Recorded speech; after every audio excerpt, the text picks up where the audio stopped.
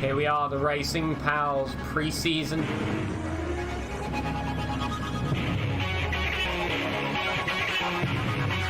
Green flags are out, we're away. Good start for everyone. There's a bit of contact, everyone seems to get through the first corner cleanly. Small gap as deep cut goes wide. Darker seizes the opportunity to guard the inside.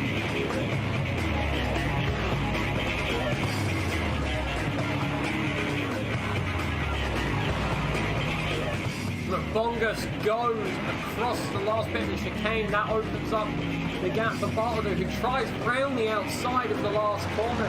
They're neck and neck as they come across the timing line under the BMW bridge. Bartlett is ahead.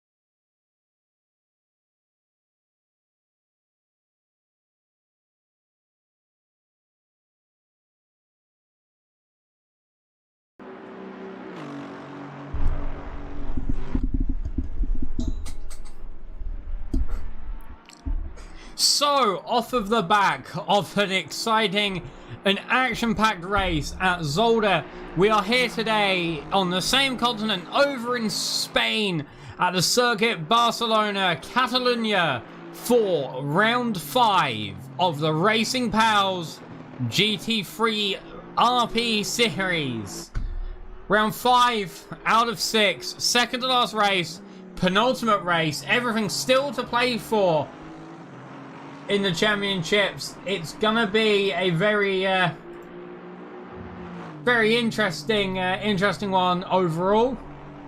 I know the championships are close, however, due to Race App being Race App, I can't tell you how close because it's just not working. So we have really all I've got that I can say today is I know the championship in silver is apparently separated by 5 points. As well, a fair warning, your favourite commentator has got himself a bottle of wine this evening.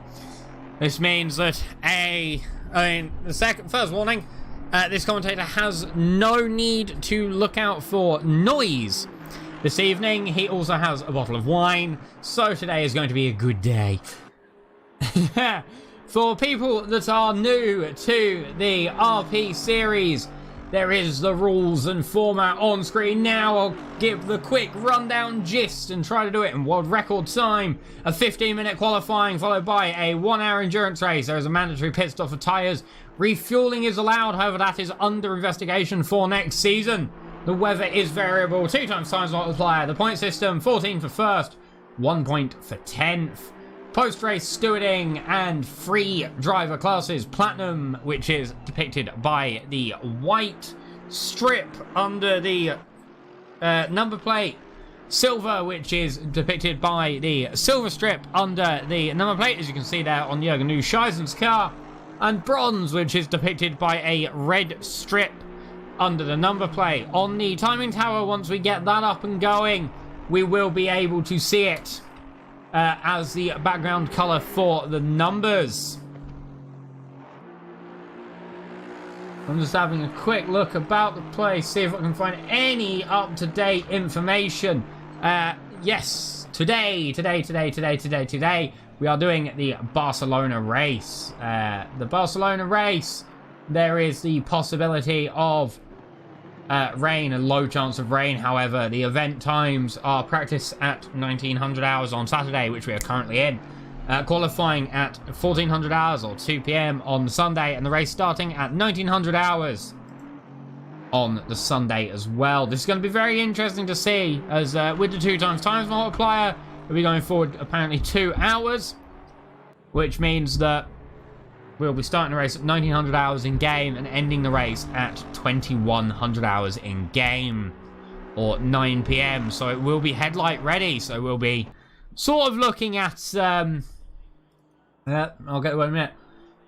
We'll sort of be looking at, I'm looking for here. We'll be looking at dusk into dark scenario, and with the possibility of rain as well, it will be very interesting to have a look at as we're coming up to the end of practice now. One of the drivers out on grid to look for here is Dave Kolesnikow. Number 167 Bentley, currently I believe very solidly in the points for the pro class, and absolute top draw performances each time from Kolesnikow. He's been solidly up the front, and it's been quite interesting, quite good to see. Another driver, however, to look out for is this Bentley here, Mr. Bingus McBongus Muscle. He has been apparently looking strong over practice as well, so be quite an interesting one to look at. We also have Gary Rowe with the Super Ernie liveried Aston Martin out today.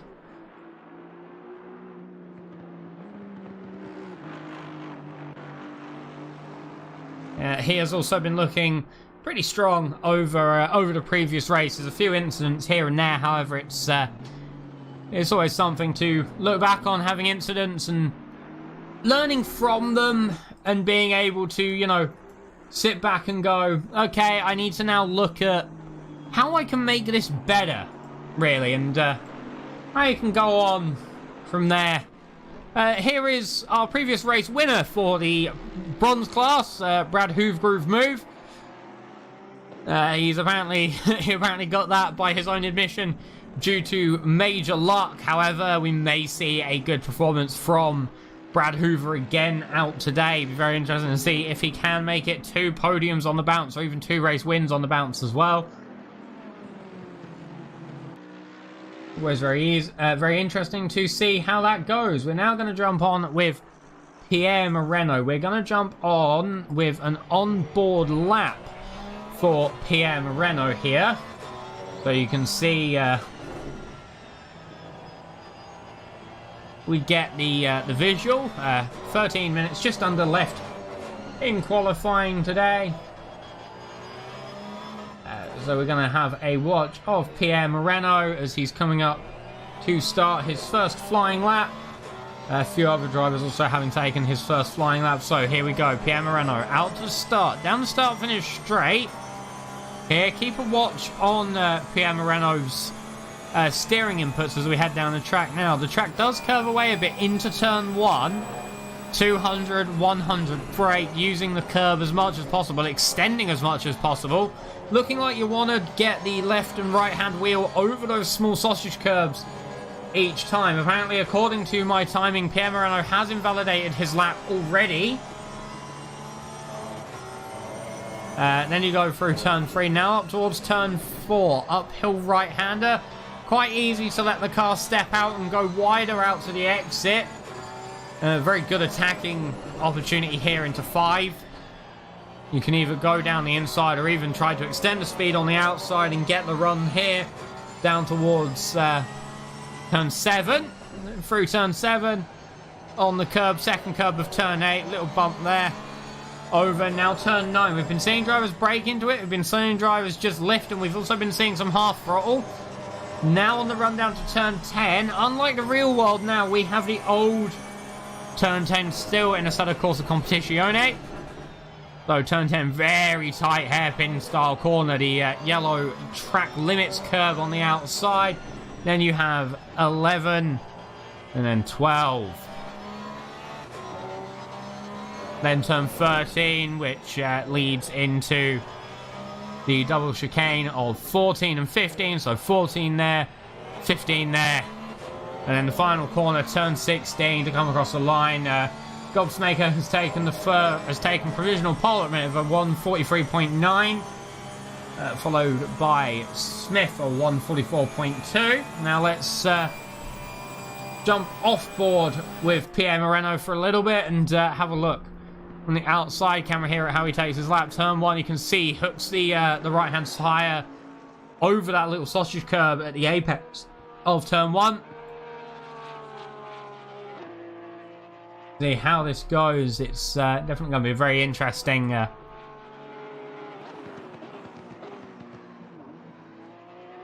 interesting look at how drivers stack up in qualifying, as Barcelona is used to for new drivers to get their class for the series as well. We know some drivers are stronger here than at other tracks. We also know some drivers, by their own admission, are weaker here than other tracks as well. So we'll see just how the grid gets shaken up during today's race. The gap between the top two, just under 0.3 of a second, and then the gap between third and first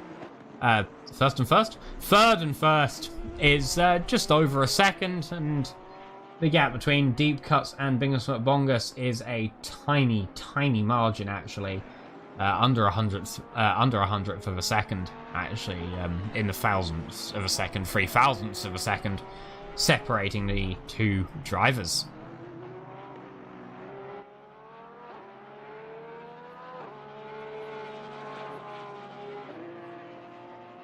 As we see Pierre Moreno come around, let's see what time he sets up into third place, a 1:44.403. Now let's see if we can grab this man here, Dave Kolesnikow, the Eminent Authority Racing number 167 car. It's been an absolute force to be reckoned with today. Well, this entire series, really. Apparently his lap has been invalid. He was actually a second up on his previous lap, according to my timing screen.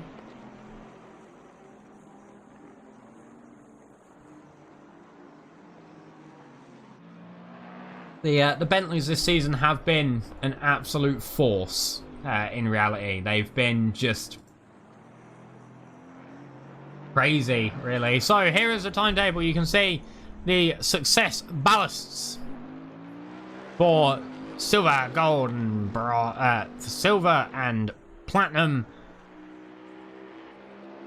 There, 30 kilograms for Pierre Moreno as he currently leads the platinum standings. 20 kilograms for Dave Kolesnikow, who's in second, and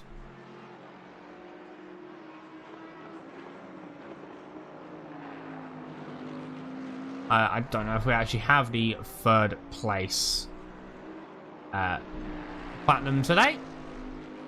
For the silver category, 12 kilograms for Jurgens Ushais and 10 kilograms for Black and 5 kilograms for Arnold.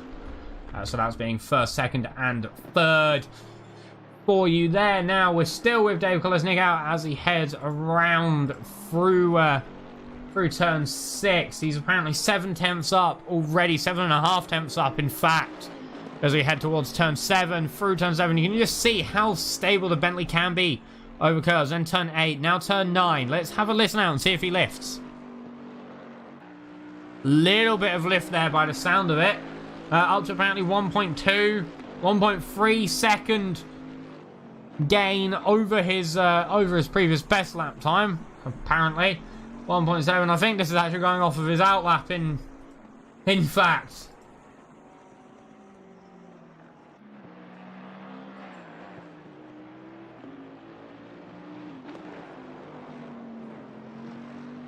So have a look. Yeah, I think it is going off his outlap. Just 3 seconds up now. So we'll see how Dave Kolesnikow comes along. Ooh, bit loose there on the exit of 15. Now through 16. Quite a bit of curb. Make sure you don't invalidate your lap. And across the line, jumping up into 5th place at 1:44.499. So here is your current provisional pole sitter, Gregory Goldschmaker. The only driver under a 1:44 at a minute, a 1:44.980.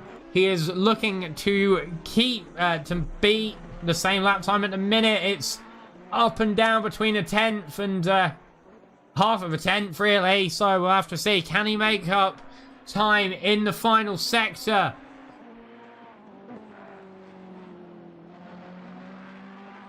He really wants to, holding the best first and second sector, 29.343 for the first and 39.939, with Pierre Moreno holding the best third sector of a 34.530, and across the line comes Goldschmaker, a 144.2.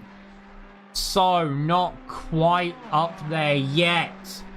Let's jump on here with this driver here. Deep Cuts, the I Don't Know Racing driver, number 28. Entry there in an Aston Martin. Quite a bright front on that I Don't Know Racing car.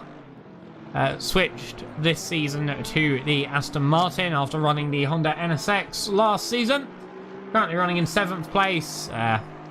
Highest of the silver drivers in today's race. He has had wheel issues recently. I believe he's had to buy a new one, in fact.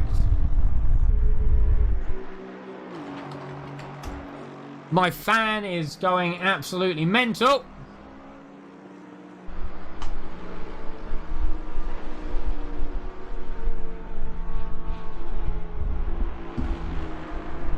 Ow.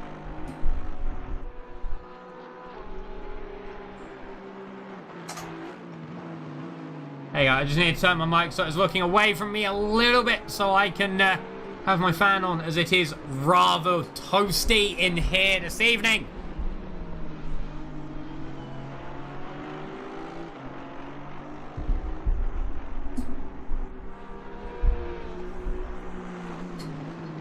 So we are still with Deep Cuts, Mr. Deep Cuts.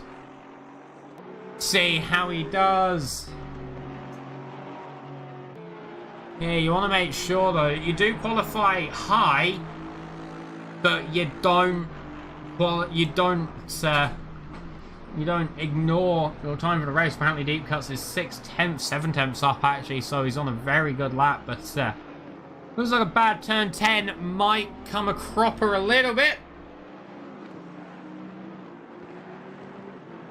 for our man Deep Cuts, as now towards the final chicane. Over the first curve, over the second curve, actually quite a bit of curbage there.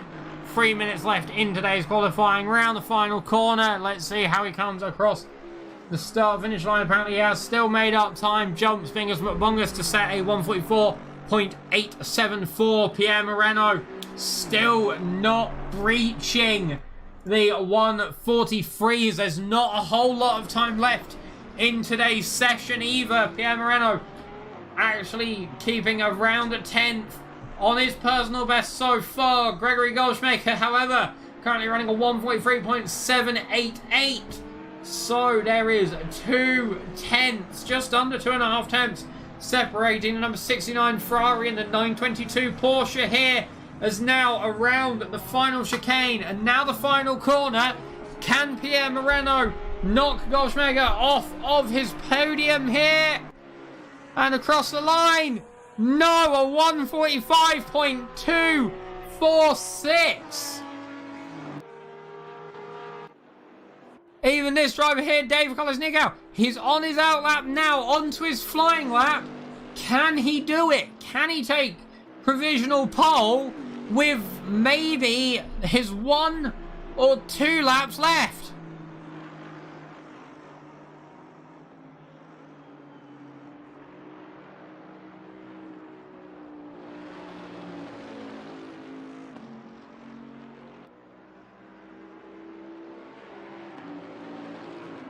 Have a look as he comes up towards turn 4. He's apparently stagnated the lap time at the minute. We need to have a look, however, how he goes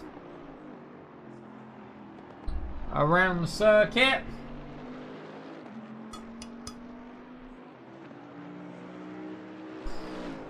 Have a look now towards 7 and 8, through 7, then 8. If my track map is anything to go by, that is 7 and 8. Now through 9. Apparently a 10.5 up on his previous lap time. Pierre Moreno also around that time. It may not be enough. They've got to sneak out. Apparently now half a second, 4/10 thereabouts up on his previous lap. He will have time to set one more. Some drivers now won't be able to set their lap times. Gary Rowe, Barak, Carl Cook, Smith, Gobsmaker, just to name a few. Pierre Moreno there, yep, setting the provisional pole time of 1:43.7. But now can Dave Kolesnikow come and take it off him? Across the line, jumps to third at 1:44.1. Maybe Dave will be able to beat Pierre Moreno. It's only around 3.2 around there, as the timer has run out now.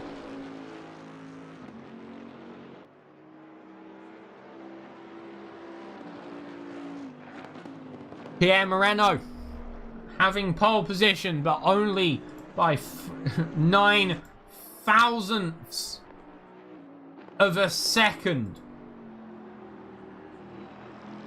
This could be a very, very close race. Rob Phillips as well looks very solidly in the once I put my teeth back in my head, in pole position for the bronze class today as well, followed by Gary Rowe and Ultra Einen, with your provisional pole sitter for silver class being Deep Cuts, followed by Trainboy 2005 and Alan German.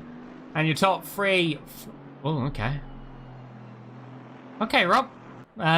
Rob there, just jumping up to 8th position on the final lap.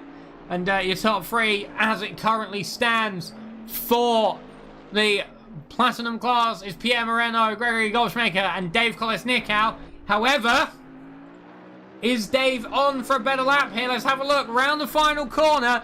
Can he do it? Can he take provisional pole? No! By a tiny amount.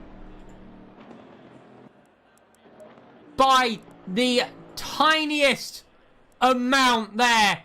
Dave Kolesnikow is going to start from 3rd position.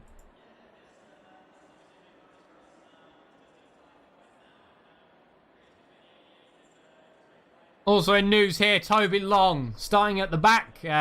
He's meant to have a pit lane start today in 24th. This is due to infractions during the season. Be interesting to see how he does in the race due to that. I was also talking earlier. There's a quick way to do this. I was also talking earlier to Kyle Cook here, the number 7 Bologna racing machine. He's apparently on quite low sleep tonight. Well, today actually. So it'll be interesting to see how he does. He was putting in laps earlier and he was quick, but apparently he's lost some of the time, in fact. So very interesting as you see there. Bingos McBongus in the number 8 car. They will start side by side. It'll be very interesting here as I just want to give you guys a view of turn 1. So you get the long run down to the first corner. Remember, turn 1 is actually that's an amazing picture. I'm just having that. Turn 1's actually in 2 parts. You have the first part here where you come in trying to extend, but keep in mind we'll be running 2, maybe even 3, maybe even 4 wide here into the first corner, which does seem to get tighter, especially as it straightens out for the run into second, into T2. You're, as well you can see here, you're not very far away from the gravel either. A tiny amount of AstroTurf. And as the time we get up to turn 3, this long right-hander here, as we head up and around the pack normally seems to thin down to 1 single file or 2 wide. And by the time we end up getting to turn 6, just here. Yeah, turn 6 I believe it is. No, it's turn 5. Turn 6 is that little kink there. As we get to turn 5, we may see some overtaking into it. However, at this point, normally the first lap battles do stop. However, this first sector that we're currently just flying through now is definitely a very big test on lap 1. Barcelona can be quite forgiving for going off. However, you want to make sure you don't take it for granted into the first corner and the first chicane. Remember, as is GTWS rules.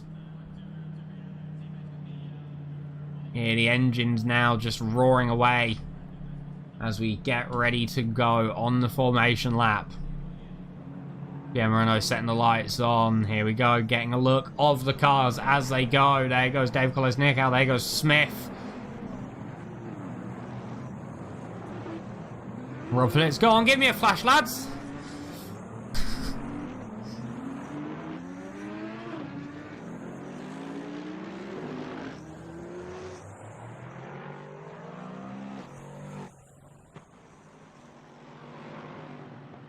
As they head off towards the start of today's race.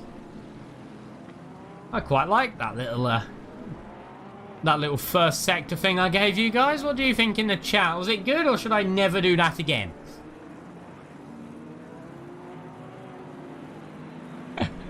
I am at the behest of you guys. Here is Rob Phillips. He's not had the luckiest of seasons so far. By his own admission, it'll be definitely a race that he'll want to do very well in, starting from P8 overall. Yeah, 6 cars, sorry, separating himself. No, 7 cars. I don't know. An amount of cars separating himself from Gary Rowe. From the race start, so it'll definitely be a position he'll want to keep, and definitely that buffer zone led up by Ed Costetta will be one that he'll want to hold on to, just as that little bit more safety from Gary Rowe, as either he'll have to start falling back or Gary Rowe will have to start climbing up. We're on board now with Dave Kolesnik out, a driver who I'm not sure about how today's race is going to go. Dave has been very, very strong throughout this season. So, I believe that we may see a good run from Dave into the first corner, first sector.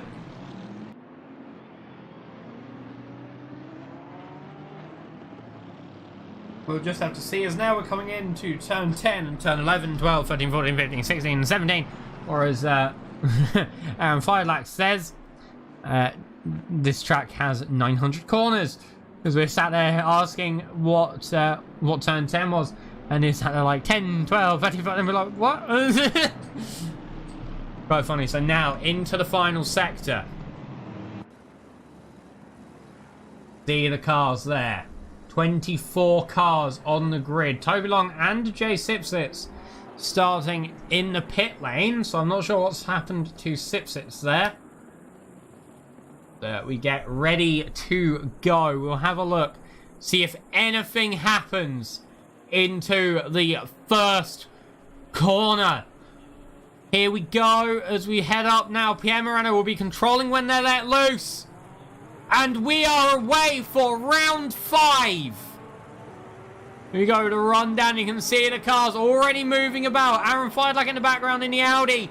Going to the inside of turn 1. Pierre Moreno side by side with Gobschmaker here. 3 wide, 4 wide even. As we go down, I think that was, I'm not sure who that was, but the Lexus went deep. However, I think we get away pretty safely, as Ed Costetta is attacking Trainboy 2005, but is also under attack from Deep Cuts, who is in turn under attack by Jürgen Zuscheisen as well.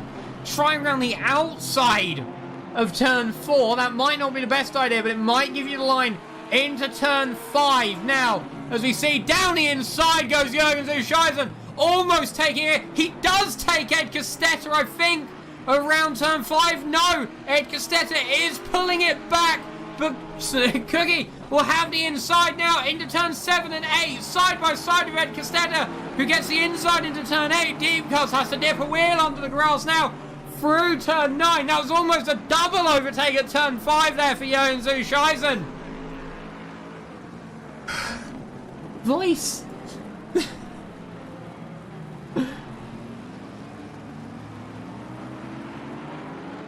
I'm good. Oh, I don't have the lungs that I used to. I'm actually out of breath. But further up, here's Toby Long.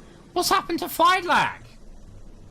Feidlach there, down in 20th position. 22nd. What's happened to Aaron Feidlach? He was in the running for the Silver Championship this race, and now he's down in 22nd. He's in the pits. I think there might be damage to that Audi. We'll have a look as he comes into the pits. I want to know what's happened. Oh yeah, look, there is damage there. And that's also Ultra Einen and Gary Rode both getting drive-throughs in the first lap of the race. So Aaron Feidlach down in last place with damage. Rob Phillips down in 19th from 8th position off of the start as well. 5th to last. No, 4th to last, sorry. In the AM category. What's happened here is the rivalry of the season has started to come again. Toby Long and Rob Phillips, these two drivers, have had coming together this season. And there is a bit of hot blood there between the two. So we'll have to see how that goes. So further up, we're with Yamik Smith, who's on the back of Alex Paolo Alex. Lap 1 already. Dramas. There's Aaron Feidlach still in the pit lane. However, he may be able to slap on a pair of tyres, slap on there's Trainboy 2005 there going round in the background.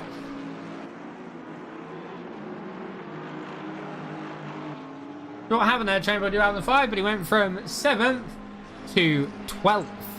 Looked like he hit the inside sausage curb and that just sent him round. So further back, we're with Ian Arnold, one car back in fact, who is now unleashed on the back of Trainboy 2005. Let's have a look. Is there the move into turn 1? No, the move doesn't look on. Arnold doesn't go. Now we're with Toby Long under attack from Rob Phillips, also being able to attack Gottlieb as well, who goes deep at the first corner. Toby Long there trying the outside at turn 3. Lexus versus Aston. Have a look here. We may see as Toby Long goes in the inside on the run up to turn 4. Can he make the move? Yes, he can. He even opens the door there for Rob Phillips to get an easy overtake on Gottlieb as well.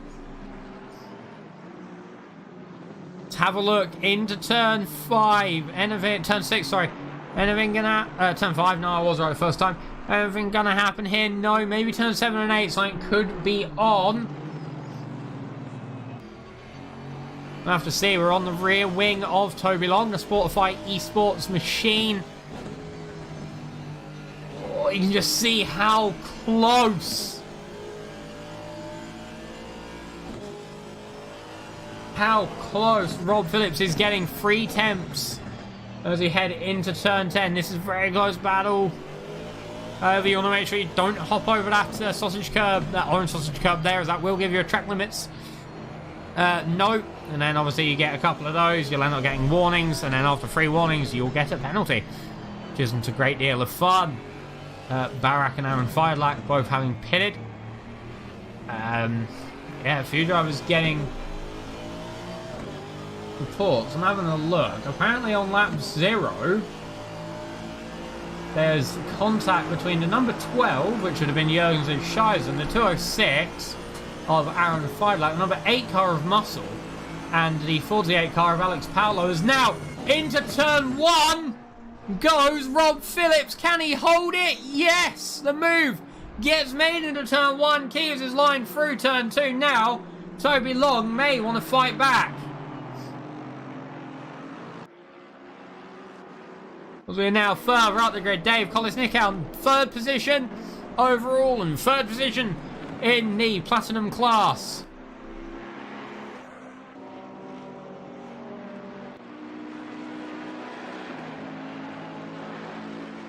I'm also looking at the incident reports. Apparently the 51 car of Trufanov and the number 722 car of Barak had an incident as well.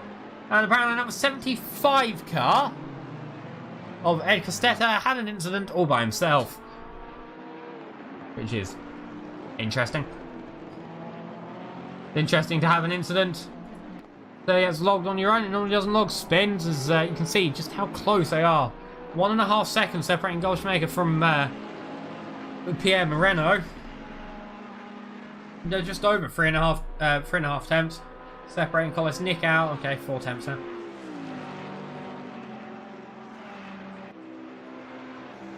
And Goldschmaker. Keep in mind there is still 52-ish minutes left in today's race. It'd be very interesting to have a look at how the pit stops may affect that as well.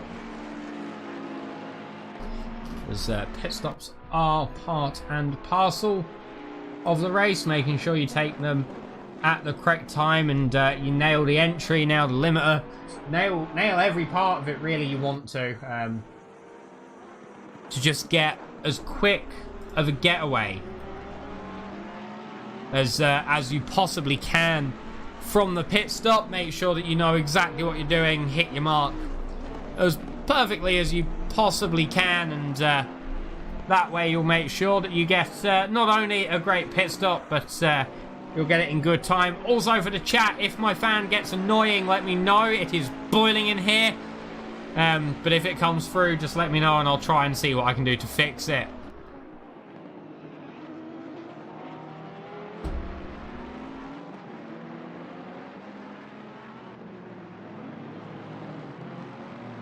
So, there is a couple of things happening up and down the grid. We're following Dave Kolesnik out against Goldschmaker now.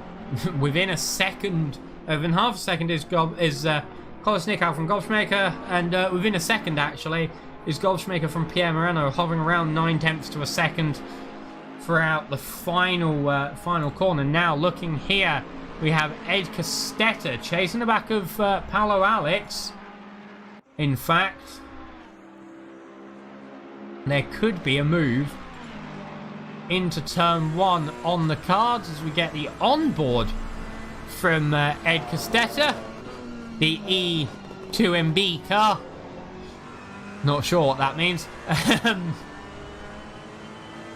Of Ed Costetta. As Smith is up the front there as well.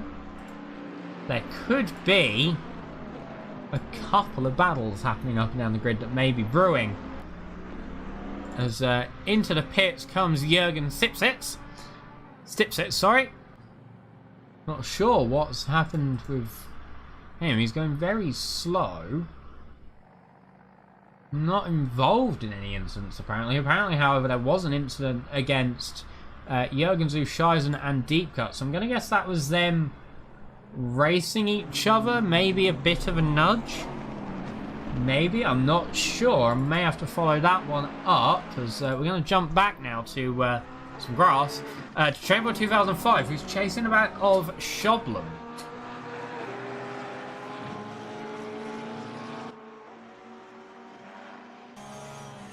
As we jump on the rear wing. Whoa. Very, very close. Up to the rear of the Porsche goes the McLaren again, very close to the rear there. You can just see how close Trainboy 2005 is getting to Frederick Schoblum for Race Time / Oink Motorsports. With the nice little pig there, which I can find quite entertaining on the little wing under the main wing. So Sipsitz has come in for a stop. So I believe there might be some damage there. Not sure if he got involved in a collision or if, in fact, he's gone into the barriers of his own accord. Ooh, a lot of curb extension there from Drainboy 2005 as Sipsitz had to come out of the pits. And, oh, so close. You can see Trainbird 2005 losing the back just a little bit there. Has to drop back. In fact, I thought we were about to witness death from a rear camera perspective. Which would have been quite funny as further up the grid, here's the battle for the lead of the silver class deep cuts against Jürgen Zuscheisen.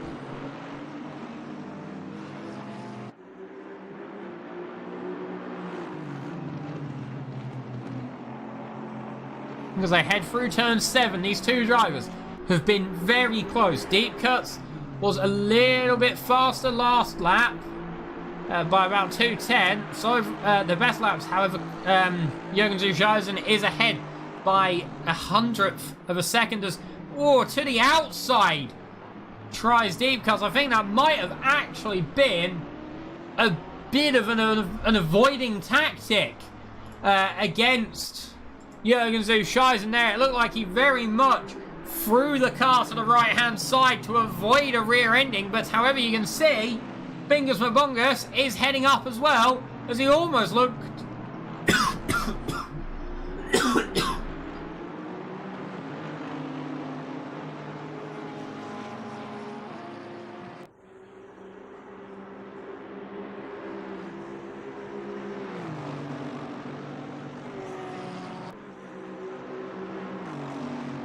As he almost looked to go down the inside at the final chicane. Now, down the inside, maybe at turn 1. Oh, deep cuts. He had the back out a little bit.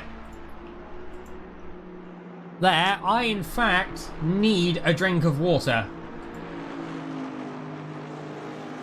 So, I will be as quick as possible. I just need a drink of water. So, I'll leave you guys with that battle while I go and grab a quick drink of water.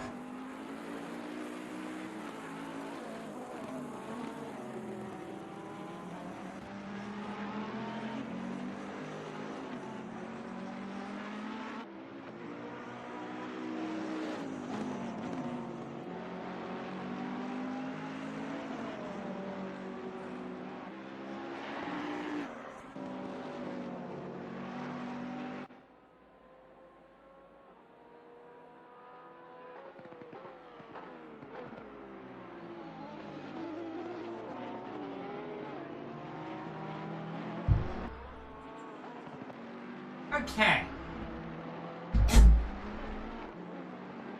Now that I've put my throat back in. Oh, a bit loose there from Dave Kolesnigo. I just saw as I sat down. Oh, that was horrible. Actually, I was midway through talking, and it felt like my throat just jumped up.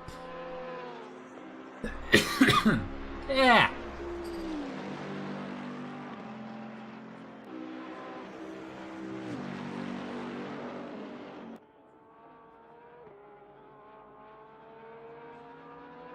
Oh, it was, yeah, that was... Ugh. That was horrible. Actually.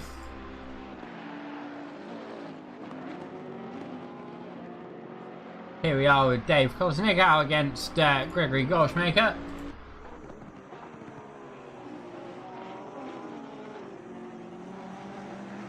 See, as we are at 41 minutes left. Ooh, Ed Costetta up in P5. Getting chased by Smith. As I think he's at turn 5. As we move back to Toby Long, who's under attack from William Treasure. You see Toby Long in the Gradient Sportify machine there. With William Treasure in the white QP machine.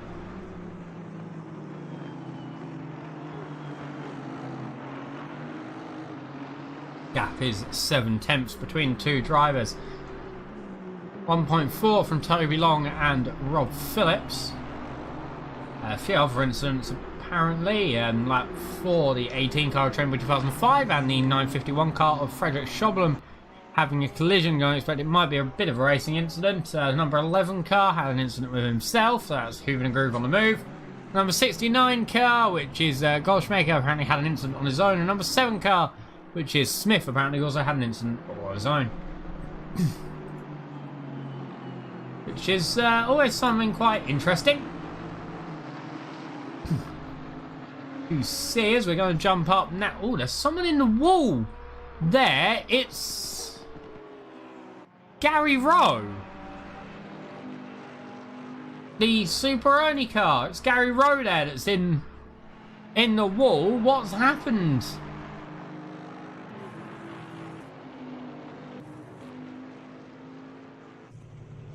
Happened to him? He's not moving. It looks like he might have actually left the his sim rig. In fact, but that'll be him, I think, very much out the race as he's 5 laps down. He's been there for 5 laps, apparently, which might not be the best of things.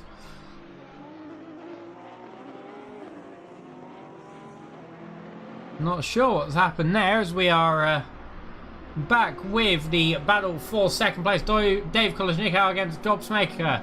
Pierre Moreno has currently pulled a 4-second thereabouts lead between himself and second place. According to my timing, Dave Kolesnigo actually in the running, close running for the championship win here for the Platinum class.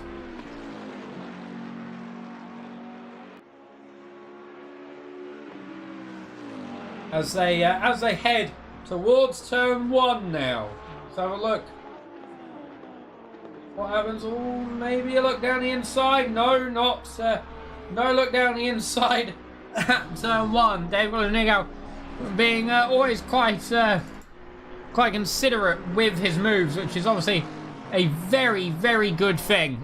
To be, you know, considerate of your moves and making sure that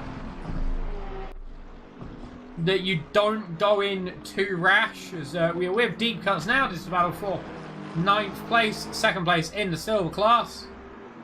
Your current, actually, I'll go for your current top 3. So your top 3 for the platinum class is Pierre Moreno in the lead of the silver class, Gregory Goldschmaker in 2nd, and Dave Kolesnigo in 3rd for your... Oh! Big lag there for deep cuts, who's just completely dropped.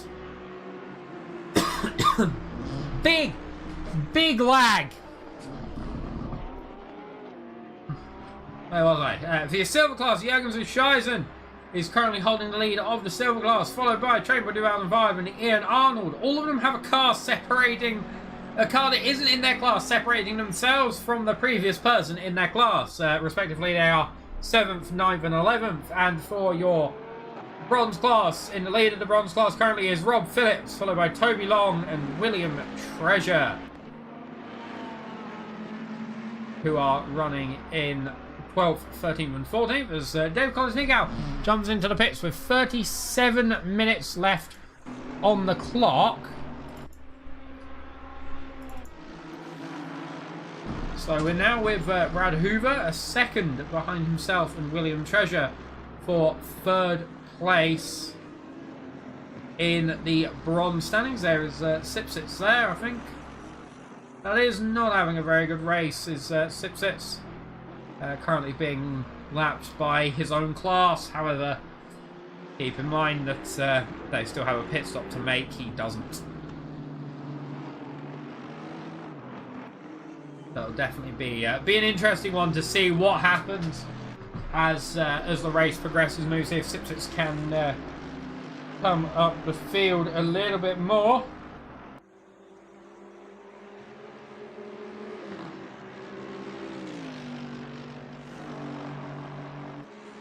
And we've just got confirmation from Gary Rowe. His monitors had in fact cut out, so we had to switch cables.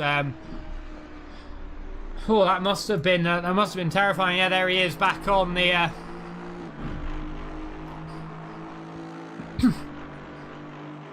back on the race as well. Keep in mind we are running advertisement for the Just for Children superernie.ie something for Gary Rowe's little boy, as you can see by the livery as well. Very good cause. If you go to the link at superearn.ie there, as you can see on your screen, go and have a read, go and have a look, and yes, for a very good cause.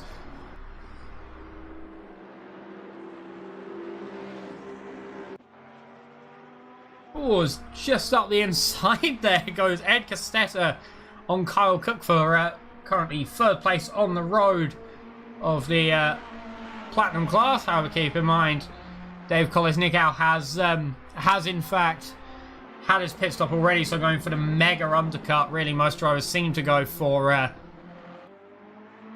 the halfway mark. Dave Collins-Nicow came in with 37 minutes left on the clock. As you can also see the lights starting to turn on. 8:03 PM in-game time, IGT. With still half an hour to go, so it will be ending at about 9 PM. So it will be dark, I believe. Full dark, or maybe a bit darker than it currently is. No rain also expected on the horizon for the next 15 minutes. However, after that, there could actually be rain, so it could be an interesting one. Into the pits, here is Rob Phillips jumping into the pit lane.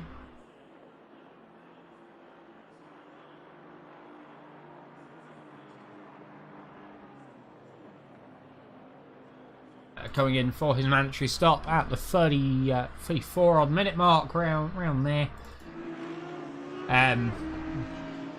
Going for a bit more of the undercut now. William Treasure had overtaken Hoove. However, Hoove is coming back on William Treasure for currently second place on the road in the AM class. However, sorry, the bronze class. I read AM, silver, and pro. It's bronze, silver, and platinum in opposite order. So it'll be about. I think this will be the battle for third on the road in bronze class. Third overall. For bronze class, as drivers still do have to take their pit stops. As you can see, the big chunk there from 16th to 20th having taken their stops.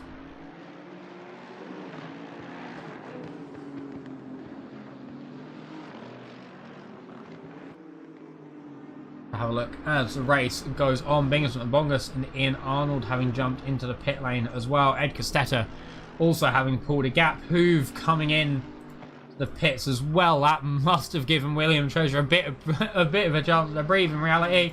Ultra Einen has also jumped into the pit lane, so we are definitely at the pit marker. Here is your current race leader, Pierre Moreno.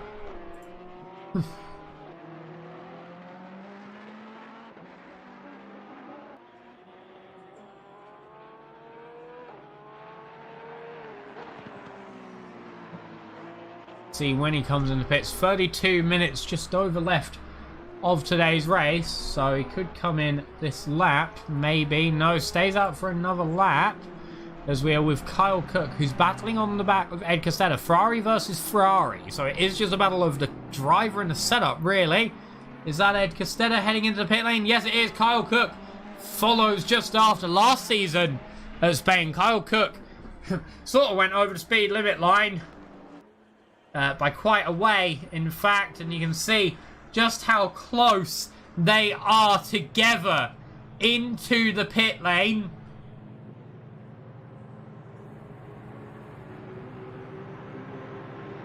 And both cars stop now. I normally don't cover pit lane, but I want to see who gets out in front here. Both drivers having stopped.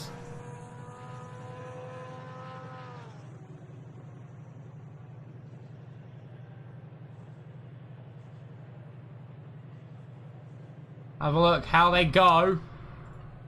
See who heads out first. Remember, a 30-second minimum pit stop in GT World Challenge. So they will be stopped for at least 30 seconds. As drop down goes Ed Costetta. Is Kyle Cook going to lose time to Ed Costetta? Yes, he is already. You can see the gap having formed. A second, apparently, having formed. Kyle Cook was almost inside Ed Costetta into the pit lane. And now he's lost 9/10 in the pit stop to Ed Costetta.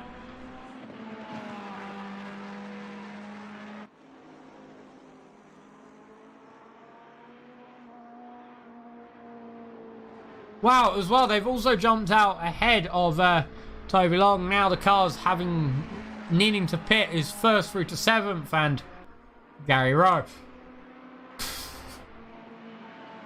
Why did I say it like that?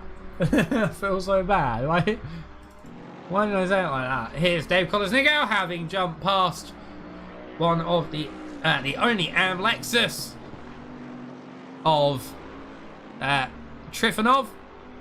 Trifonov still having to make his pit stop, and this is very, very bad news, in fact, for Gregory Goldschmager now, as Pierre Moreno has headed into the pit lane and has stopped. We'll need to see.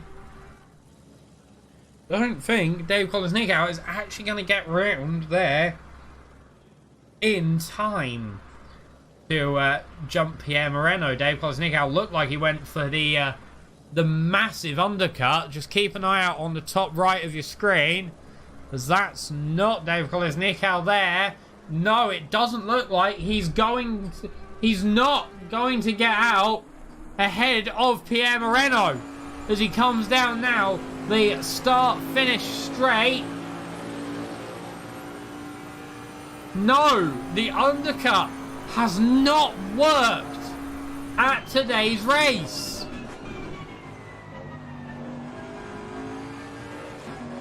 Dave Colesnico hasn't managed to time his pit stop to overtake Pierre Moreno. However, the gap isn't too far. 3.7 seconds separating the two drivers now. The only drivers having left to pit is Goldschmaker, Ushisen,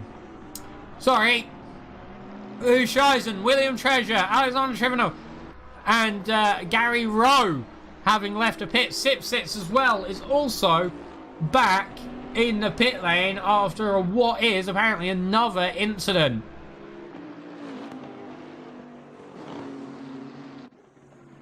With what looks like between himself and the 206 car? No.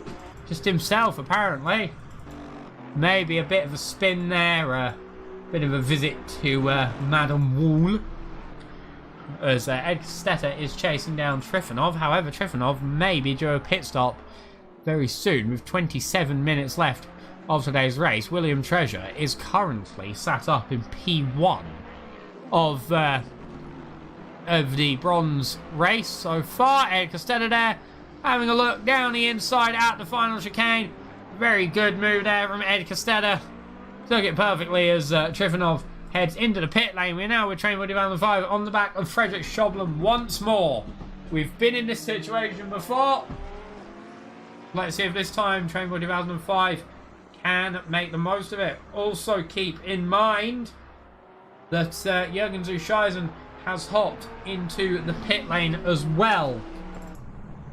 Who is actually now leaving the pit lane. Will we see Train Boy 2005 come around the final corner? No. Yes, there he is. Is he going to be able, though, to jump Jürgen Zuscheisen? No, he's not.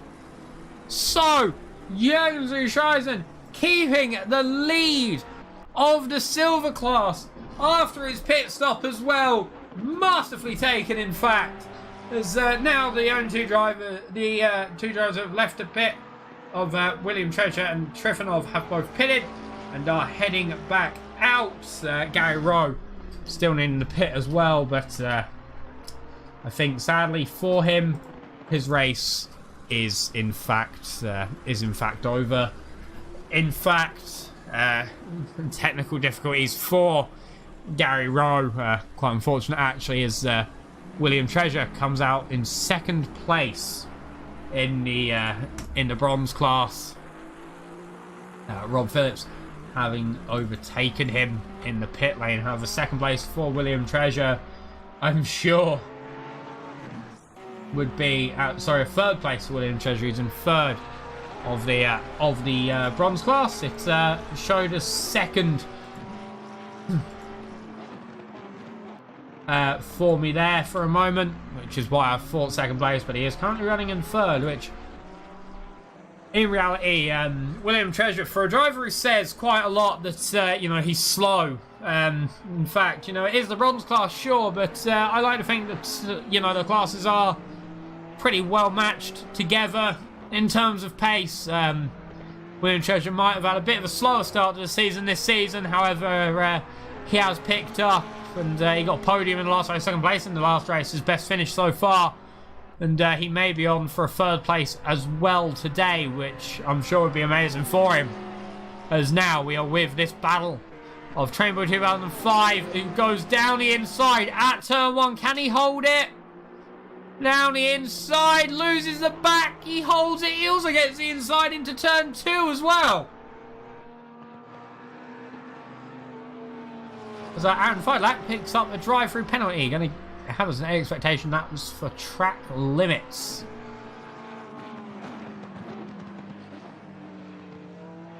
What was I saying? Turn 1 at Barcelona. Well, turn 1 and 2. We're going to say turn 1 and 2. The turn 1 complex at Barcelona, very, very interesting, because there's two ways you can sort of go. And it very much depends on if you know who you're fighting. You can defend the outside. Well, there goes Schoblum. Bye. Schoblum just forgets there's a corner there for a moment. What was I saying? Turn 1 and turn 2. Very interesting to go through here as we watch Pierre Moreno go through it. You have turn 1, then you also have the second part. Now, you want to get the inside into both of them, but if you're running side by side, you might get the inside through the first one, but unless you manage to push ahead and muscle home your way through onto the inside of the second, you'll want to make sure that you do it, because really the second one to me is more important, as it controls just your launch into turn 3. In fact, obviously different drivers will have different preferences for attacking and defending turn 1 and 2 into turn 3. But for me, it's always just been better for me to concede the apex at the first corner, but then nail the entry while running too wide into the second corner against my adversary. My adversary, yes. My adversary, darling.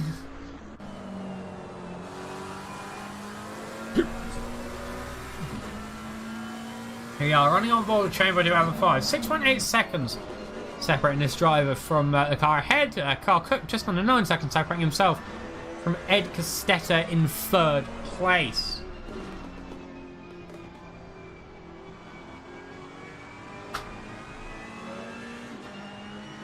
With 22 minutes left on the clock, here is your current race leader, Pierre Moreno,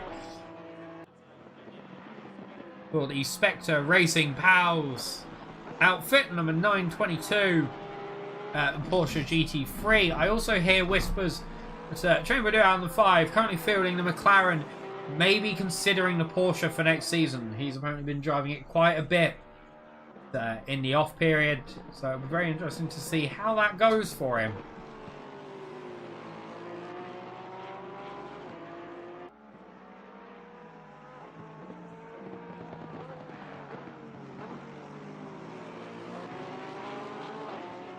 So I'm just having a look now through the gaps and through the lap times. In fact, Pierre Moreno last lap was 3/10 up on Dave Kolesnikau.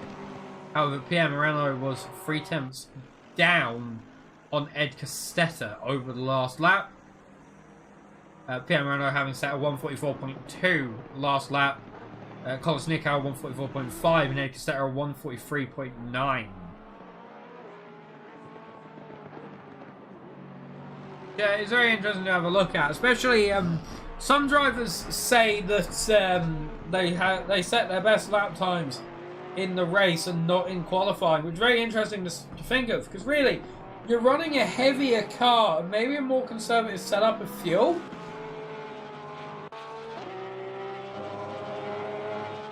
And obviously you don't want to, you know, push that as much as you feel you need to. But really qualifying, you obviously want to get the best lap time you possibly can. But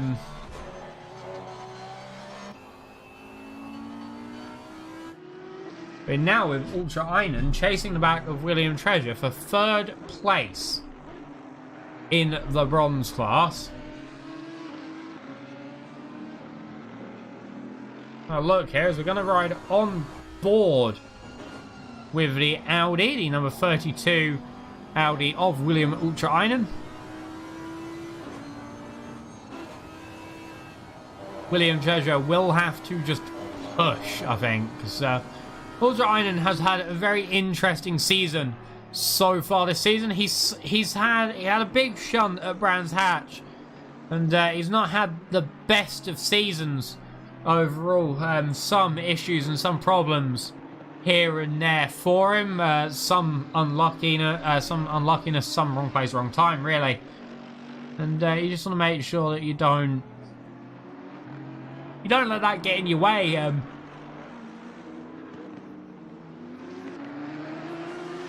I was speaking to one of our drivers earlier today who was saying that sometimes when stuff doesn't go right, it's quite easy to get hot-headed and maybe make a silly move or do something, you know, that isn't as smart as you'd expect, or, you know, just something like that. Oh, as over the bumps goes Ultra Einen. That's going to give William Treasure a lot of breathing room. However, it isn't going to give Ultra Einen any breathing room, as Brad Hoover now is having a go for fourth place in the bronze class. Let's see how he goes up the inside, maybe. Ultra Einen has to actually concede the inside. Is he going to try for the cutback? Yes, he is. Is it going to work? That's the million-pound question, because now Brad Hoover is going to have the inside line into turn 5. Brad Hoover takes the position for now, but Ultra Einen now looking to the inside at turn 7 and turn 8. and takes the position back. However, Brad Hoover will now have the inside in turn 9. No! Ultra Einen has held the position. Can Brad Hoover have a look into turn 10? No, not for now. That was a beautiful bit of racing from these two drivers.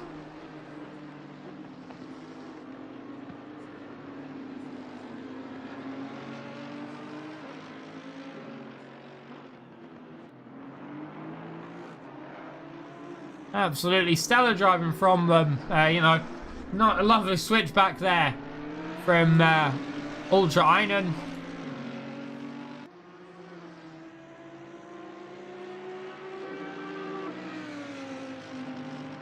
And Brad Hoover then tried to switch to the inside and got taken at the turn 7 and 8. So definitely some very good positioning and very good timing there from Ultra Einen to retake the position after that mistake at turn 3. Very good visual skills as well from Brad Hoover to take the position at turn 3 after that issue as well that Ultra Einen had.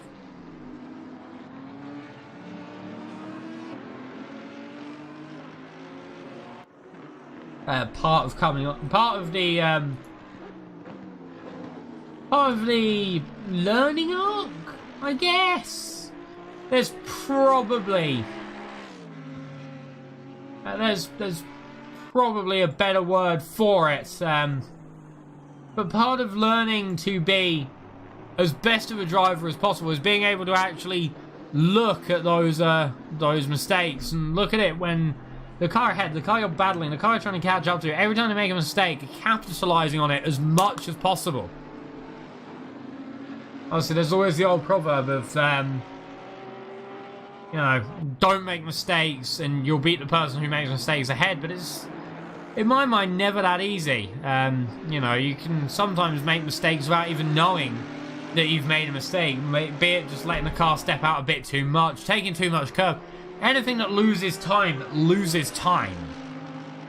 And obviously in racing, time is the important factor between drivers. As I'm just going to interrupt my stupid rambling here to see if Hoover can go on the inside at turn 1. No, he can't, so back to the stupid ramblings.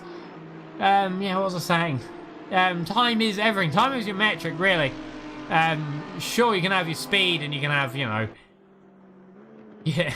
You can have your speed and how close you are to the car ahead, everything like that. But really, it all boils back down to time. Slow speed means a slower time. Faster speed may mean a faster time. Better lines, faster time. Worse lines, faster time, slower time. You also have to think it's not just lap time either. It's also total race time as well. Obviously, you want to run those tyres until they're at the point where they're not giving you their best. So you want to make sure that, you know, you're running the tyres as good as you can. As now we see an absolute cluster here. Pierre Moreno going to lap, and contact between Ultra Einen and Pierre Moreno, who pulls off to the side. Brad Hoover now making the move to overtake Ultra Einen there.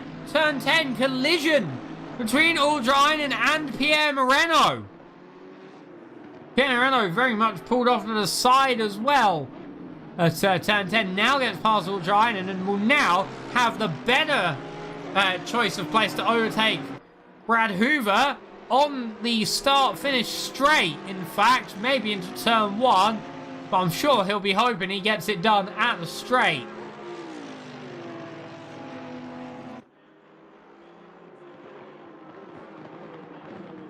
Obviously, just in the background there, in the depth of field, you can actually see Dave Kolesnikow coming into turn... sorry, that's Ed Costetta. So Dave Kolesnikow is somewhere as around turn 3, Pierre Moreno takes the on-road position from Brad Hoover. Dave Kolesnikau will now be looking to get through this pack easier than Pierre Moreno did. Was up the inside at turn 5 goes Pierre Moreno. Beautiful move there to lap the QP Nissan. However, Brad Hoover is now on the rear of William Treasure. Both drivers coming off of the second and first step on the podium at the last race in their class respectively. Now they're fighting for the third step on the podium this race. It's gonna get very interesting here. Who's also in the mix is Ultra Einen.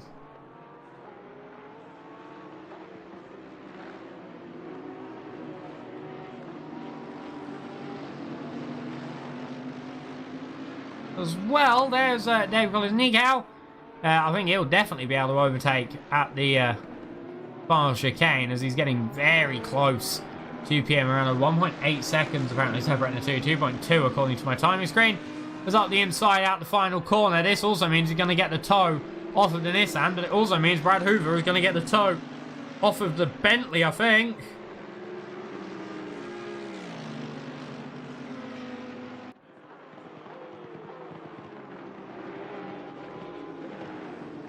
This is, keep in mind, still an active fight for the championship win between Dave Kolesnikau and Pierre Moreno.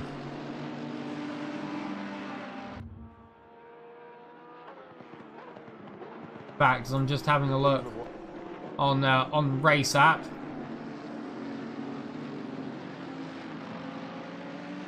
Scoring detail for Platinum. Pierre Moreno ahead in the championship by 1 point at the moment. Pierre Moreno's finishing positions this season have been second, first, second, second. Dave Kolesnikau's has been first, sixth, first, first. So it's leaving them a point clear of each other. Silver, 5 points separating Aaron Feidlach from Suicidal Cookie. Jürgen Zuscheisen. Really, so that is still all to play for. Jürgen Zuscheisen in for the victory here today, so that will very much widen the gap. In fact, and in bronze, it's actually 6 points separating Gary Rowe, who's currently in the lead of the bronze category from Trifonov.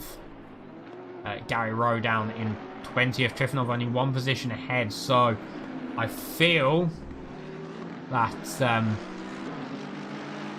Gary Rowe may be in for the safe victory of the championship here. However, I'm not going to say anything until the fat lady sings, as they say. As we're now under 10 minutes left of today's race. In fact, getting very, very close.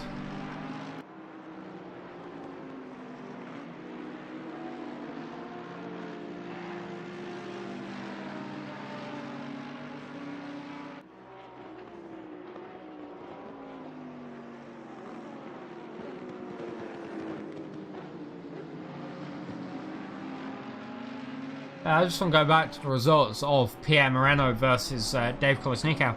In fact, because it's quite interesting to look at. Pierre Moreno has been on the podium at every race, and Dave Kolesnikau has been on the top step of the podium at every race bar 1. And Pierre Moreno is actually ahead on points, as he will be again coming into Kyalami, in fact. However, that doesn't mean the championship will be sewn up. Remember, because it's 14 points for a victory and 11 points for second place, apparently. However, according to the scoring system I've got here, it's 16.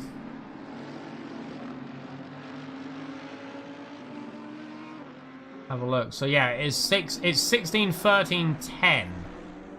So apparently it's 16, 13, 10. So Pierre Moreno will be walking away with 16 points, and Dave Dave Kolesnikow will be walking away with 13 points, so the gap will actually extend to 4 points into the next race. So what this means really is Kolesnikow will have to win and Pierre Moreno will have to finish 3rd or lower.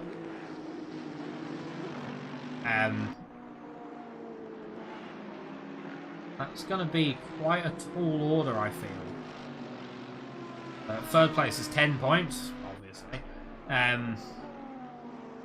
That is going to be very interesting into the final race to just see how that goes. It's going to be very high tensions, I feel, for some of the drivers. Going into the final race, we'll have to make sure we follow that amazingly as close as possible in 2 weeks' time. Brad Hoover is still chasing the rear of William Treasure.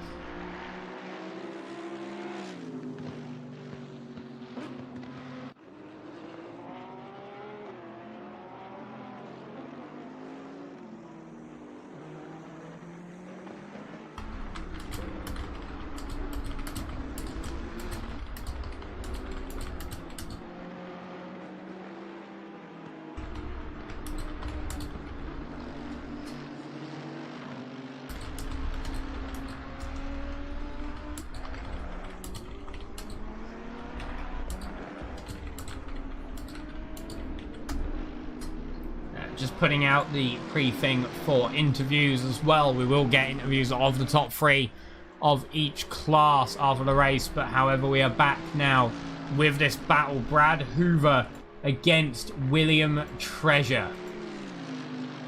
Currently, Treasure is in 6th place and Brad Hoover is also in 6th place. Tied 6th place, these two drivers, so they're tied in the championship in 6th place. Is round turn 3, getting the outside at turn 2 and actually moving into turn 3.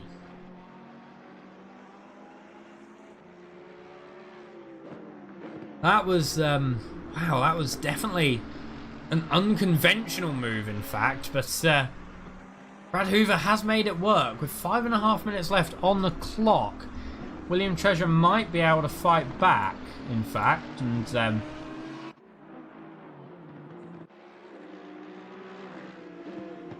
pull it back. However, we are slowly starting to run out of time. So 1 minute and 44 per lap. 5 minutes left. We're going to have 4. 2, 3 laps left, maybe? Depending on where Pierre Moreno is, really. On the circuit. However, we are staying with this battle of William Treasure versus Brad Hoover. We're actually going to jump on the hood camera. In fact, quite a nice camera on the Nissan GTR as it is heading on the grass at the final chicane. Treasure, no!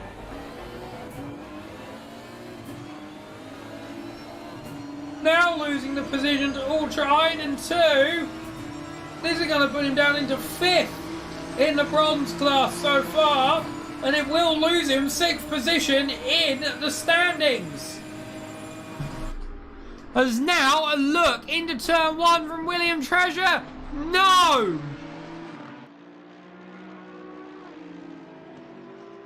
That must be absolutely devastating for him.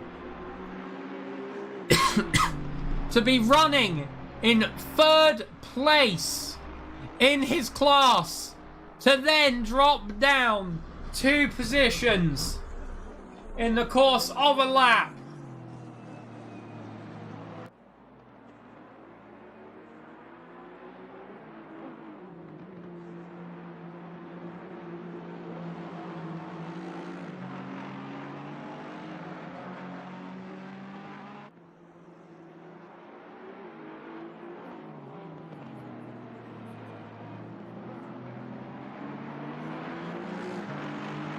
Because now we're with Toby Long, 2nd place in the AM class, AM race at the minute. Really, the battle that he is coming up to now, Ian Arnold versus himself, isn't the most important thing, really. Remember, you have to think, It's multi-class, multi-driver class in this season's championship.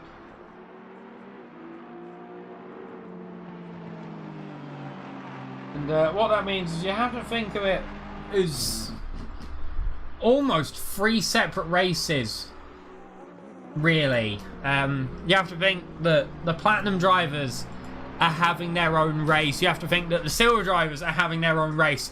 And you have to think the bronze drivers are also having their own race. And while obviously everyone is a sim racer in this series, in mind anyway, you have to think that, can I see what class the car ahead of me is? Yeah. Is he a class that I need to worry about? No. And at least for me, that dictates, especially in a class like that, in a series like this, where you're rewarded on your driver class finish, not your overall finish. It's very, very much a skill you have to be able to decide if it's a battle you need to put everything into against someone of your own class, or if it's like, I can do it, but I'm not going to risk my own race here against a driver in a different class, either higher or low. It doesn't matter if they're higher or lower. You need to focus on the drivers in your class.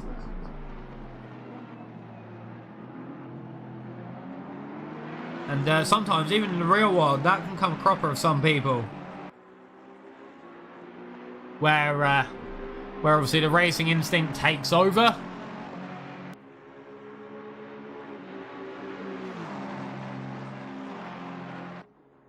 And you get very much in the swing of things now as Toby Long tries for the outside around turn 1. That is a very peculiar attack to make around the outside. It actually has to slow up into turn 2.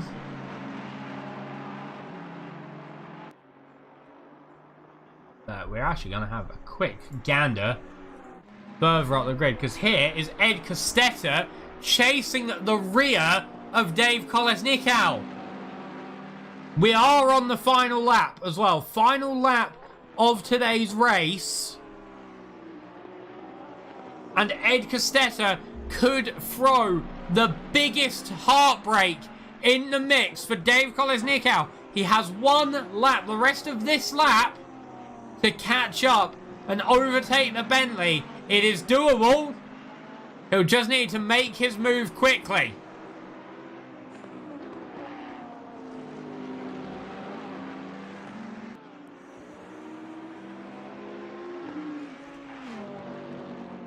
He head through turn 9. This will be the final lap. Remember, GT World Challenge rules.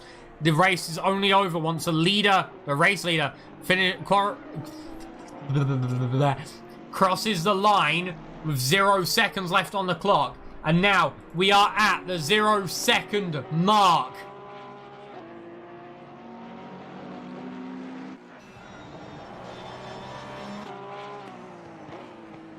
We are going to jump onto the custom camera. Head down to the track side, to the man with the flag. As across the line to take the victory comes Pierre Moreno. Followed by, who's going to follow? Dave Kolesnikow, followed so closely by Ed Costetta as well.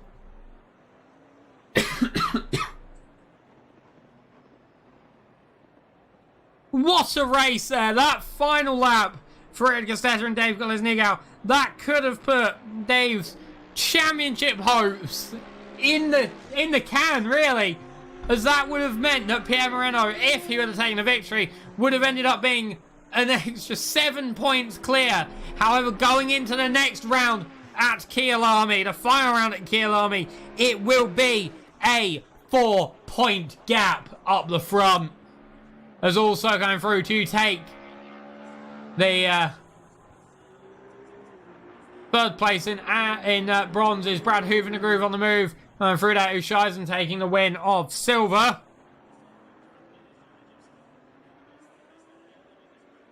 And now I've got to wait for some more cars to come around.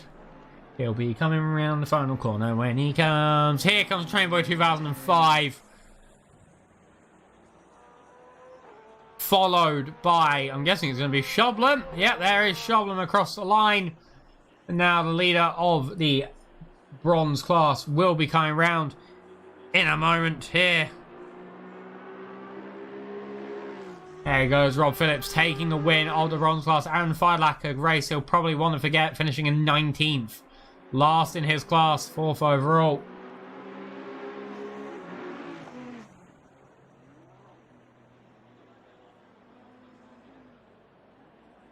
So, your finishing order is as follows.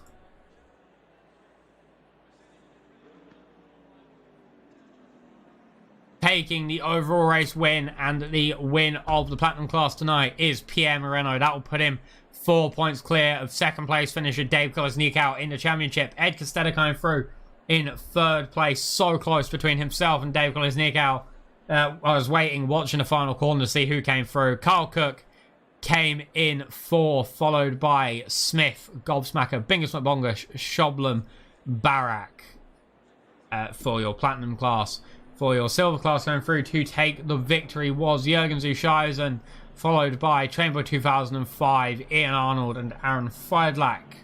And then your bronze class, the victor of that class is Rob Phillips, followed by Toby Long, Brad Hoove, William Ultrainen, William Treasure, and Alex Trifonov as well. So now we're going to have first up the victor of the silver class, Jürgen Zuscheisen, to jump in first.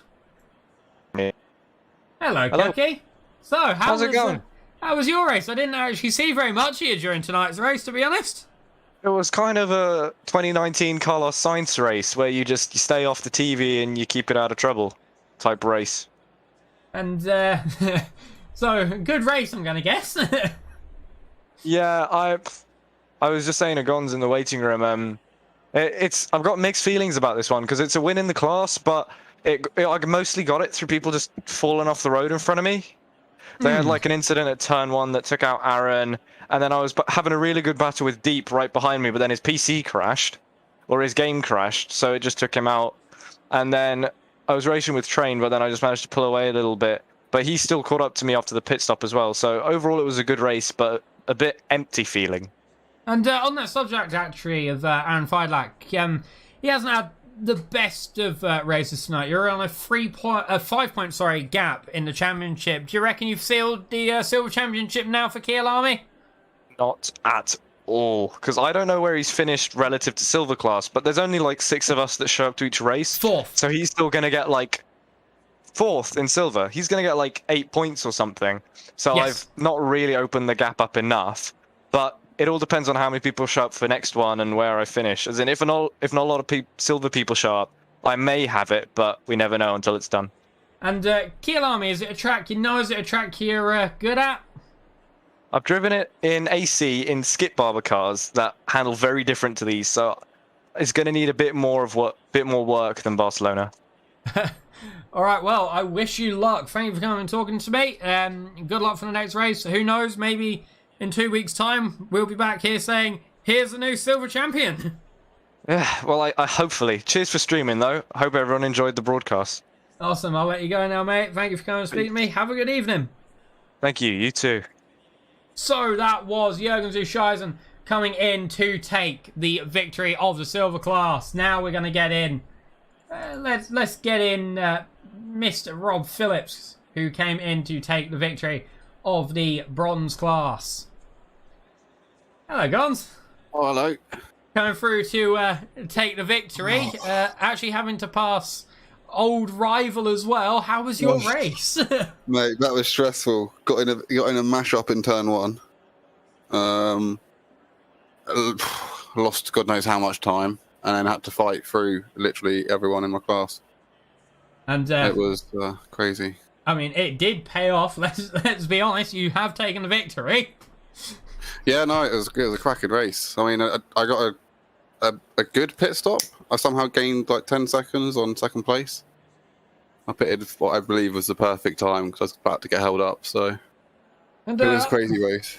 I wanted to ask you this earlier, actually, but I thought I'd save it for the stream because it's cool being suspenseful. Do you think you're going to be bumped up to silver next season? That's a little chance of it, isn't it? Do you think that moves on the cards, maybe? Yeah, I think it is. I mean, I qualified 9th at like the bottom of Platinum, so I think, yeah, I think silver's at least likely. I don't think I'm consistent enough to be platinum, but I think on pace I should be silver. And will you be back in the Aston Martin next season? Is it your solid go-to, or are you looking maybe for a change? I'm not sure, because the Porsche is a good car if you're out in the front, because it's obviously shorter braking distances, but it'll probably be Aston or Porsche. Awesome. Well, good luck for the next race. I'm not sure where you are on the stands because Race App has broken for me again, so that's No handy. idea. That's No handy. idea. Race App has decided now to break, so that's great, isn't it? It was working earlier. Have a good evening, though. Good luck for the next race. Take care, mate. Thank you. Fingers crossed for another win, eh? Oh, yes. More to come, mate. Awesome. See you later, mate. Have a good evening. Yeah. So that was Rob Phillips coming through to take the victory. We're now going to get a man who was a little bit unsure of where he'll finish today. However, he has come through to take the victory. We're going to get in Mr. Brad Hoove in a groove on the move. And the man who said that he wouldn't finish on the podium again this evening. Hello, Hoove. Hello, Husky. I did not expect to be talking to you again, I'll be honest. That was definitely a great battle with Treasure on the final few laps. Wow, yeah, I know, that was so much fun. He really did not make it easy. And you also got maybe, I think, a little bit of luck with the Audi getting in some trouble as well on the final few laps, taking that opportunity perfectly, really. Yeah, no, I saw the blue flags waving, and I was trying to figure out a good way to. I think it was dark. I was trying to figure out how I could let him by, and so he broke a little later than me, got through the turn, and then I just kind of ended up making some contact, and I snuck my way through there. And now as well, I remember reading this off of Race App as well because I'm smart, and I sometimes remember things because, you know, it's called being smart. You were tied 6th in the championship for bronze class between, I think, yourself, Bacon, and someone else. I can't remember the name off the top of my head. Do you think Bacon might come back to clinch it off you, or do you think you have it into Kyalami? You know, I think Bacon and I are pretty closely matched. So I definitely think he could do it. I mean, we have some pretty close battles, and you know how it goes. Every once in a while, you get a little bit of bad luck, but you know it'll be a good fight for sure. And, we are coming up to the next season soon. Next race in 2 weeks' time will be our final race. I guess this is going to be a double part question. Are you coming back for another season? And will you be running the same car? Oh yeah, I wouldn't miss it. I mean, Racing Pals is so much fun. I'm definitely looking forward to another season, and I'll probably stick with the AMG just because I've gotten really comfortable with it. We'll see, maybe a new livery or freshen up the livery a little bit, but I'll probably stick with the AMG. Also, kind of nice being one of the few AMG drivers in the league, so yeah, I think I'll stick with it. Awesome, Who. Thank you for coming and talking to me, mate. Who knows, you might get a 3rd podium on the go at Kyalami. Fingers crossed. I'm keeping them crossed already. They'll be crossed for the next couple of weeks. Awesome, thank you for coming and speaking to me. I'll let you go. Have a good evening, and congratulations on the 3rd place. Thanks, Husky. So, that was Brad Hoover coming through to take the 3rd place in the bronze class. We're now going to get the overall winner of today's race in, and the winner of the bronze class. And I'm sure he might be a bit on edge for the next couple of weeks with how the championship is. And here he is, Mr. Pierre Moreno, taking the race win. Hello. Yeah, that was a good one. So, the race win. I think, at least I was actually a little bit surprised at qualifying. Dave starting a bit back. You guys are always really close together, in fact. And it was really close at the end. How was it for you? Yeah, it was definitely 100% focus all the way till the end. I was also agreeably surprised by the quali. Before once I did the time that I thought I was capable of doing, so that was good. I did practice quite a bit. But yeah, it was just good to be able to not make too many mistakes. I just had a bit of contact at some point with one of the blue flag cars. overall, it was. I wish more races were like this for me. And I'm sure the pressure is going to very much be on over the next 2 weeks, because if my maths are correct, there is going to be a 4-point gap between yourself and Dave into the final race. What is that like for you? Because it's just going to be a case of whoever finishes ahead, really, isn't it? Yeah, and fortunately, that means that I'm again going to have the most ballast, so that's not changing. But also, I think what that means is that I need to finish at least P2 if he finishes P1, which is no small ask at all. So, but to be honest, if he wins his championship, he deserves it because he's done really, really, really well this season. And that is something that I wanted to come up on. I remember you saying when we were having a chat towards the start of the season that this was going to be Dave's championship, and maybe you're ready to say you might have been a little bit wrong? Well, it seems as soon as Dave gets stuck behind somebody, he's not necessarily able to make the time back, which is fair enough. So obviously I'll take advantage of that as much as possible and run away with it. But there's no doubt that if we go side by side, I mean, depending on the track, right? But I'm pretty sure he's quicker than me in most circuits. So it's definitely going to be very tricky in the last race. Although Kyalami is one of my favorite tracks, I feel fairly confident around there. So we'll see if we can pull it off in 3 weeks, I believe. Yeah, 3 weeks. And my final question, actually, it does relate to Kyalami. Who do you think has the upper hand there? Do you think it's going to be you or Dave to be on top from the get-go? I do think I'm definitely better at Kyalami than I'm in other tracks. So I think it might be a bit like this race. It depends on where we qualify, basically. So if I end up qualifying well enough, I might get a chance, because as soon as one of us three, either myself, Dave, or Ed, has a fight, it plays in the favor of the other person, right? So I'm just hoping for a similar situation. Awesome. Thank you for coming and talking to me. Doug, I'll let you go now. Good fingers crossed for the next race. I wish you luck, but I also wish for a great battle between yourself and Dave. Yeah, thank you, mate. You have a good one. Cheers. You too, mate. Have a good evening. So that was Pierre Moreno coming through to take the win at today's race. We're now going to get the man who came through at second, who had a very stressful battle, I think, at the final sector. By the time. Oh, hello, Dave. Hello. Second place, starting from fifth. How was your race for you? I started from third, I think. Oh, was it? Yeah. My notes are wrong then. Oops. Was a bit sweaty, kind of hot in here. And you had at the last lap, I was sat there watching the final corner. I was sat there thinking, who's going to come out and head? Is it going to be Dave or is it going to be Ed?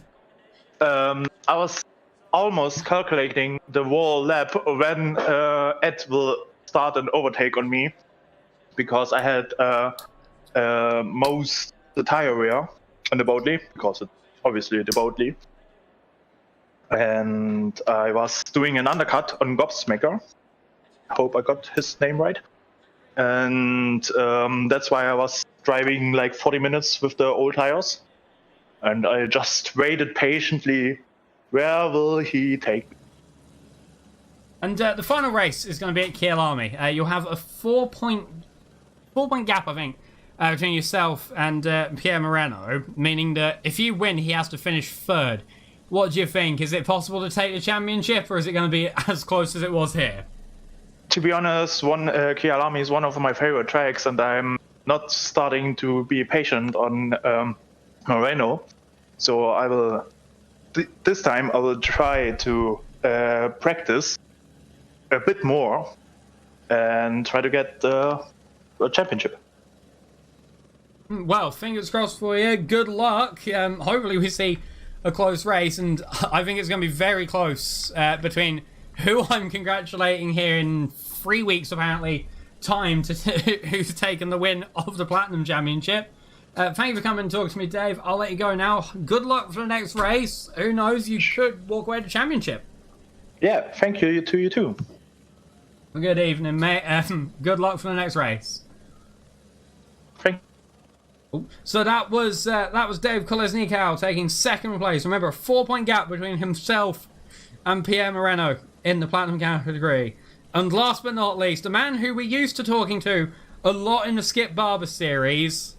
Not so much normally in the AC series, but it's always a nice chat with this lad. Hello, Ed, coming through to take third. Hey, Oscar, how you doing? I'm not too bad, mate. That was, at least for me, that was a great race. How was it for you? It was good. Didn't qualify all that well, so it was exciting, kind of working my way up through. And the last lap, I asked Dave this as well. And do you think that you could have got him if you had just that little bit more time? Yeah. I mean, as catching him, I was thinking all the little half second, quarter second I've lost, like getting around a lap car or making a mistake, and I was like, I wish I had that back. But the only chance I had was at that point was if he took a conservative line through the right-hander before the last chicane, and then I was going to try to swing out wide and outbrake him into the chicane. But once he covered that, there really wasn't much for me to do. Anything else would have been sort of reckless. So I know he's in the championship fight, and I didn't want to make a dumb move. It was at the end. It was really close. My screen fit. I don't know what people call it. You know, it's all this new technology. It was saying around 0.38 apparently at the end. Which was stupidly close. But I want to move on to the next race at Kyalami. How is Kyalami for you? Have you driven it before in the GTs? No, we did.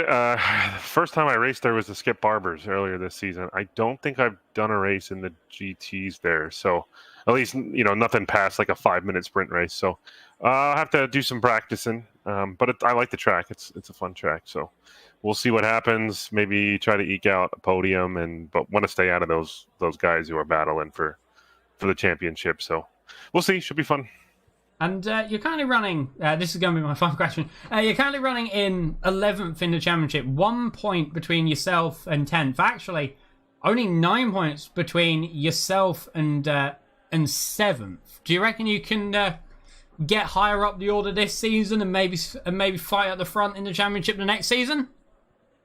Maybe. Yeah, I had a couple bad races this year that kind of knocked me out of contention. We'll try to put in a good race. The last race of I can't even say that track, and then try to set up a good start the next season. Awesome, Ed. Thank you for coming and talking to me, mate. I'll let you go now. Congratulations on your 3rd place. Good luck for the next one, Kyalami. Some people would say it's actually one of the most difficult tracks on the calendar. Some people might not. We'll see. Maybe you could even jump ahead of Pierre Moreno in the race. We'll see. He's been hard to beat. Fingers crossed, though. Thanks, Husky. Thank you, mate. Have a good evening. You too. So that was Ed Costetta, and that rounds are... Actually, no, it doesn't. There's one more person I want to grab. Hello, Bacon. Hello. I thought I'd come drag you in for a bit of a chat at the end there, because you're running in 3rd, and I was sat there thinking, I'm going to interview Bacon, and then what happened? I think I was running in 1st, and then I was running in 2nd, and then I was running in 3rd, and then 4th, and then 5th, or wherever I finished. I just I got a bunch of free positions at the start, and then was trying to hold people off. Didn't really work, but it was fun. Yeah, I was sort of sat there thinking like, Bacon, he might get 2 on the draft, and I was like, he even says that he's slow, and here he is he's in 5th now. Yeah, exactly. It was fun though, because there was a big T1 crash, and somebody bounced off the front of my car, and I got a bunch of free positions, and then just had some really, really good defending, and just some really nice battles for the rest of the race. So that was fun at least. But Hoof had a really fantastic pass on me into the first corner, which was excellent. But yeah, it was just good fun trying to battle with the other AM class while letting through the front runners. And I'll ask you, because I ask it to everyone. Kyalami next race. How are you around Kyalami? I've not driven it in this game. I got my track medals when I was trying out the tracks, but other than that, do not know. So we will have to see. And the GTR actually. You drove a GTR this season. You're actually the only person who has been what's the word? Who's been what's the word I'm looking for here? Who's been unique? Muscle tried and failed.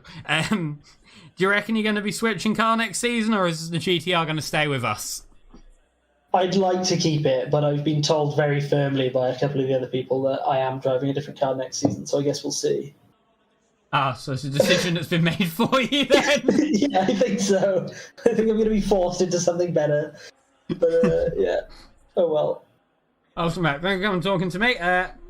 Hopefully, you might even finish on the podium next race. Fingers crossed. Yeah, hopefully. Thank you, man. See you. Have a good evening, mate. And that was William Treasure. Well, I just dragged him in for a bit of a chat because we were having a laugh and a joke earlier about being slow, so I thought that'd be quite funny. And from me now and everyone at Racing Pals, thank you so much for watching the round 5 of the Racing Pals RP Series here at Barcelona in 3 weeks' time on the, once I get the date, because I'm smart, once I grab the date, which is in here, once I grab the date on the 18th of next month will be the final race. The pro and silver categories stand in the balance. It could go to either driver in both of those categories. So, from me and everyone at Racing Pals, thank you so much for watching. Remember to like, follow, subscribe, and all that stuff that YouTubers say to do. The Discord link is down in the video description. I've been Husky. Thank you, and good night.